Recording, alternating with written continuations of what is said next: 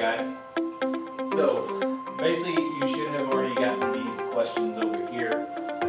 So I'm going to run through those questions and kind of talk about them, and then we're going to spend some time discussing this water heating curve. So let me label this water heating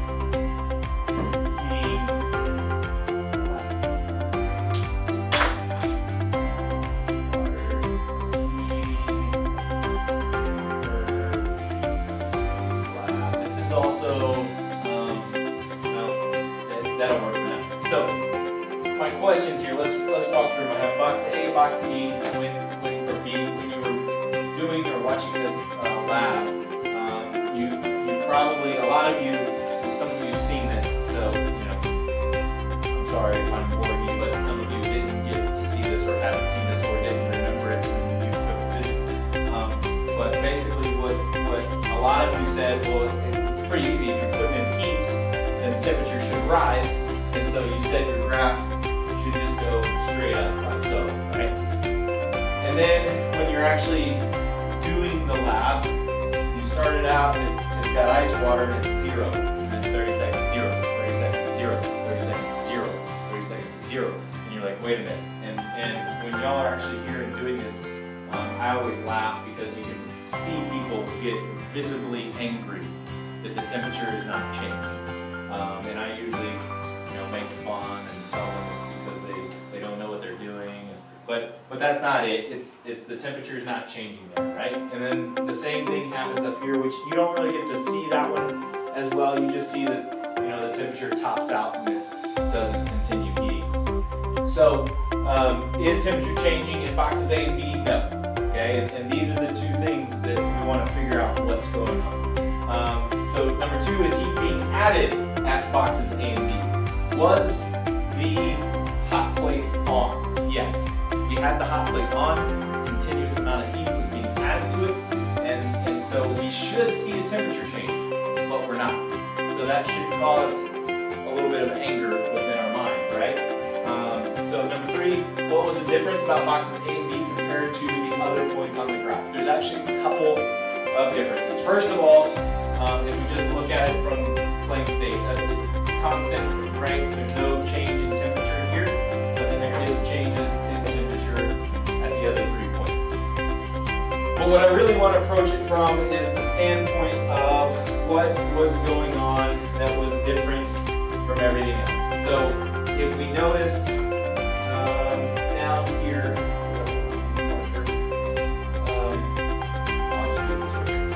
if we notice down here we had solid water, right? We had ice. So this would be H2O with a little lowercase s in parentheses. That means solid ice, right? Or solid water. Then if we transition to the middle point, this middle point was H2O liquid, right? And then if we got completely transitioned over to the upper part of the graph, we had H2O in the form of a gas as steam or vapor, right? So what's going on in the boxes is, in the boxes we have H2O solid and H2O liquid, right? And in this box we have H2O liquid, and did you see bubbles? Yes, H2O as a gas, right? So what we have then is these 2 boxes are phase change boxes, right? So these are going to be phase change boxes, and then these particular areas we've already transitioned to a different phase. So that's the main thing I was looking for there. Now in number 4, it says, what do you think is happening at the boxes A and B if heat is being added but temperature is not changing? So we want to figure out why is heat being added but no temperature change here and here. And obviously it has something to do with converting from a solid to a liquid and then converting from a liquid to a gas. But let's see what kind of the theory is behind that. But before we do that, I want to do this real quick. On my graph, I want to add in, right here at 0, we're just going to dashed line across here, and that is the freezing point of water, right? Now, normally if you were here, I would have you write down what the melting point of water is. I would walk around the room, I would see what you write, and most of you would write that the melting point of water is 0.1 degrees Celsius, because the freezing point is 0, so if I start to melt it, it should be 0.1, right? And that's a misconception. Freezing point of water is 0 degrees Celsius. The melting point of water is also 0 degrees Celsius. How do we know that? Well, was the ice melting? Was the water freezing? Well, what we were doing, obviously it was melting because we were adding heat to the ice to get it to melt. But was there water and ice in the beaker? Yes. That means if we were to immediately stop heating it and start removing heat, then it would be freezing, right? So we were in fact melting, so we were looking at its melting point. But if we were to start withdrawing heat, then it would be its freezing point. So if something is at 0 degrees Celsius, this is really important, pay attention to this. If something is at 0 degrees Celsius, do we know if it is a solid or a liquid? The answer to that question is no. We don't know. It could be liquid or solid. It could be half or half, half and half. It could be completely solid, but just hasn't gone colder to become more solid, right? So really, if we want to say that a substance is for sure solid, for water substances for sure solid, we have to go below 0 to say that. So if I give you a sample of water at -10 degrees Celsius, you know 100% sure that that is solid water. It is ice. If I give you a sample of water that's at 0 degrees Celsius and I say, what state is it? You would say, well, it's either solid or liquid. It could be both, right? And in this case, that is true, right? And as we go above 0, it will be liquid water. Then as we get to 100 degrees, that is its boiling point. Now you could also say that this is its condensation point.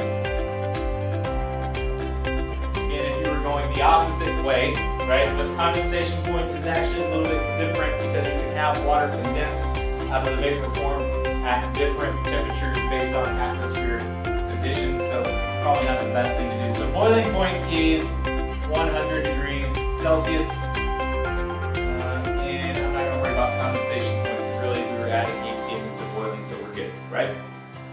Now, let's break this down a little bit. Let's look at the water molecule again, all right? And if you recall, we had our dead polar bear, right? He has 2 lone pair of electrons. And remember we said that there's those cohesive and adhesive forces going on.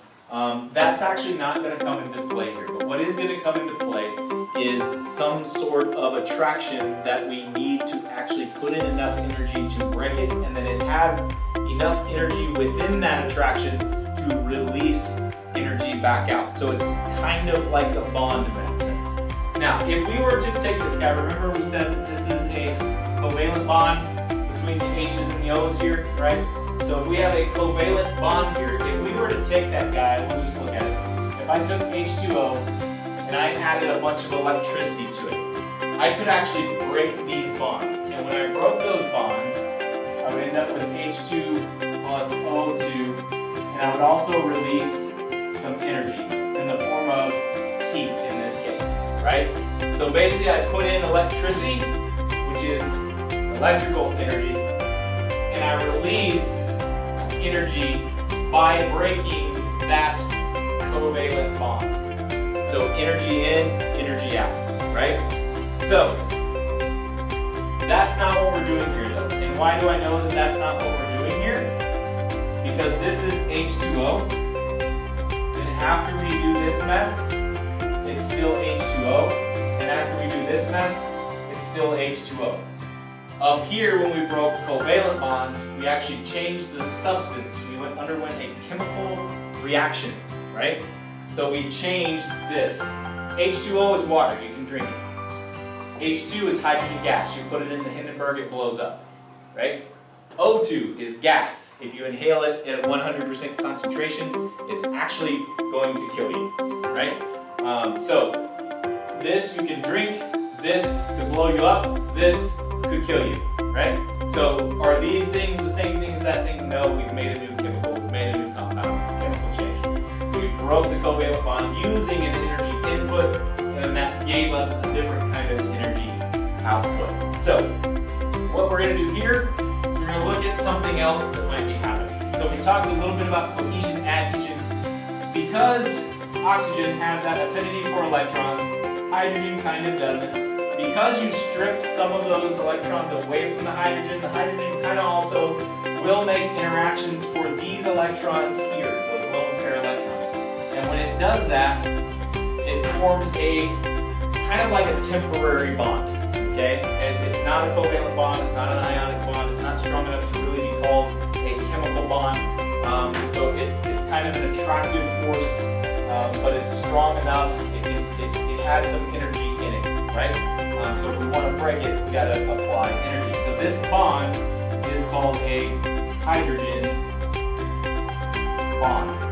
If I wanted to define what a hydrogen bond is, I would say that a hydrogen bond is the bond between the oxygen of a water molecule and the hydrogen of another water molecule. So a hydrogen bond is the bond between the oxygen of one water molecule and the hydrogen of another molecule. Now, it's not as strong a bond as a chemical bond or ionic bond, so it's really more of an attraction, but it's a little bit more than an attraction, right? So do what you need to do on that, but I'm going to also just call this an H bond from now on, just as an abbreviation, okay?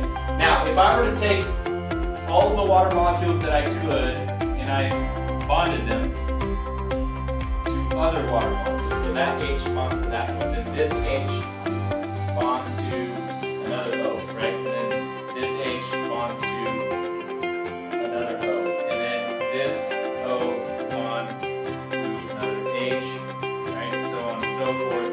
And I can have a guy that links these two together, right? H, H. So you see where I'm going with this. If we wanted to, we can bond here, bond here, bond here, bond here, bond here, bond here, bond here, right? We can bond here, bond here, bond here, bond here, bond here, and I could just draw these all day long. But right now, for what we're doing, let me erase hydrogen bond for you. But for now, let me go ahead and put this one in just because it's my drawing, right? If I were to look at this, all of the water molecules are stuck together, right? So they can't really move real well, right? So if you had to guess, would you guess solid, liquid, or gas? Normally I'd go around the room and I'd ask you to write it down, but we don't have that, so I'm going to let you guess. If you want to hit pause and think about it for a second. These are all stuck together, right? You think it's a solid, a liquid, or a gas. It can't move real well. Pause. When you're ready, come back. Okay, you're back. So this guy, they're all stuck together. They can't move very well. We're going to call that a solid, so H2O solid. So this is going to be H2O solid. Now, these bonds are attractions that can be broken by the addition of energy. If we add heat, we might break this bond, right?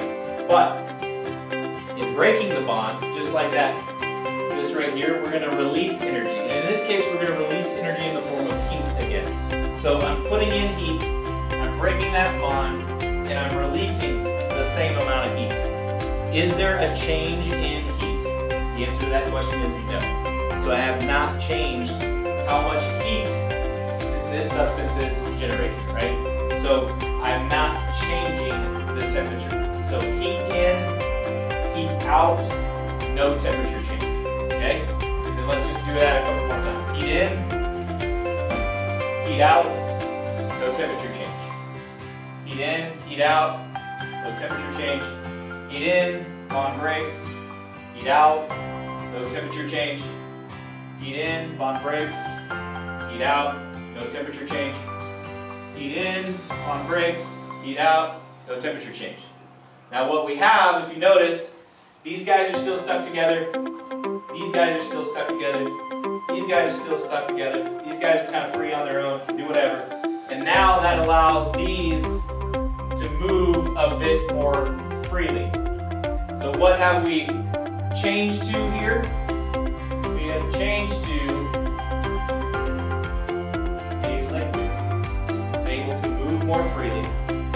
Did it change temperature in that process? No, it did not change temperature in that process. We were breaking these bonds that were making it a solid, and by breaking these bonds, it was releasing heat. So we put heat in, we gave heat out, and therefore there was no change in temperature. Okay, now you might be thinking to yourself, oh sure, if it's giving heat off, you should feel that as temperature. Okay? Yes, you would feel that as temperature, but you're not changing the temperature. So let's look at it this way. If your skin is releasing heat, if I were to take the temperature of your skin, right, it is releasing heat, and your skin would actually get colder if it releases heat, right? Now, if I were putting heat in, your skin would get hotter. What your body is doing right now, your skin is going to be the same temperature. Your body is using your metabolism of nutrients, right, to create energy so that your body stays warm, because we like to regulate our temperature at 98.7 degrees or whatever it is, right? So my body is processing chemicals to keep my skin at 98.6 degrees, right? So I am actually putting heat into the system by digesting my food, okay?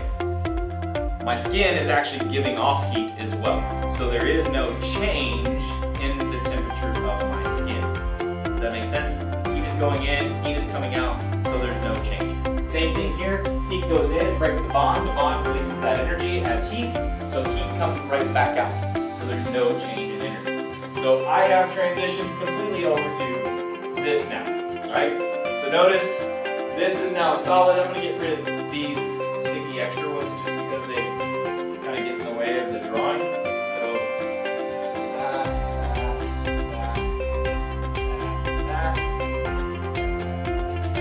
now, what can happen when we are in this liquid phase? These guys are constantly moving around, they're constantly interacting with each other, and sometimes, simultaneously, that can happen. So, a bond forms and a bond breaks. Would there be a change in temperature? No, because this one gave off heat, this one created it, so it used that heat to create that bond. So now you're releasing heat, but putting it directly into putting another bond together. So it can happen where these guys are sliding around each other, and all of a sudden they change dancing partners, right? But they can move freely, so it's a liquid, okay? And then now they can start moving faster. We can speed up the music, and they're dancing, and they might be, you know, changing, right, real fast, and changing real fast. But as we get closer to this point, at some point we're going to start boop, heat in, heat out, boop, heat in, heat out, boop, heat in, heat out, and now everybody's free. We have changed from that to that, and during that process, heat in to break bonds, heat out releases energy, right? So we didn't change temperature. Okay. So notice no hydrogen bonds left. Now what can we do? Now we can just start making them move faster, which is more kinetic energy, more temperature, more blah blah blah. Get it? Hopefully. So let's look at this nice pretty graph. Let's mess some things up a little bit. So what is happening at the boxes where temperature doesn't change, but we're obviously adding heat, right? So remember, it is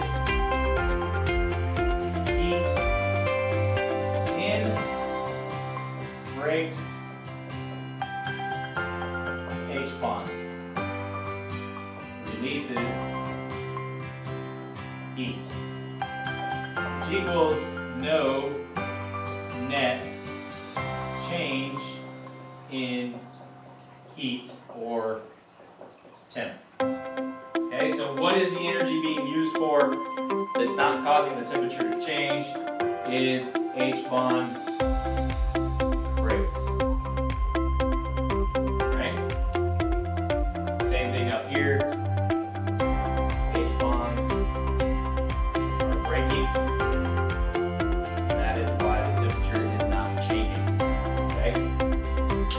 So then that said, what else do we need to do? We probably need to say who has the most H bonds? H2OS or H2OG? So solid water or gaseous water. This is gaseous water, remember? Does it have a lot of H bonds? No, it has none, right? So we're going to say that this has no H bonds. This has medium H bonds, meaning in between that and this. This down here has all H bonds. And I am pointing to H2O solid in this case, right? Now, if I am moving this way, up the graph, right? If I am moving up the graph, I am adding in heat.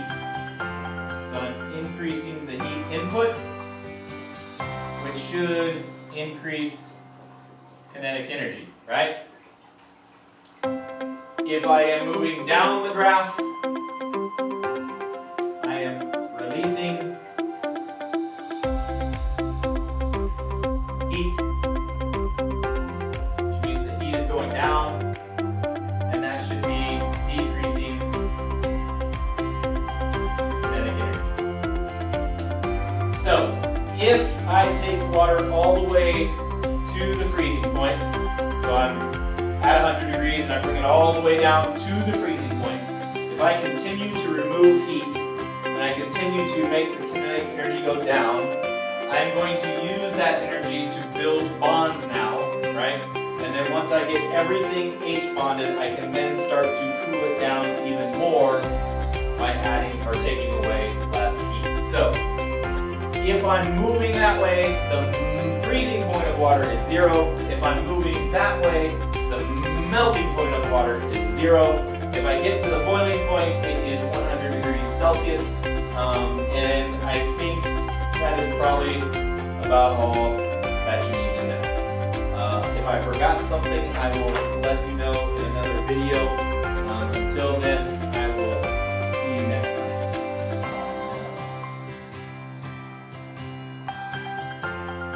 Well, I guess I'll be cleaning this board for a while because I just used magic marker. It's amazing what you forget when you've been gone for 6 months from writing on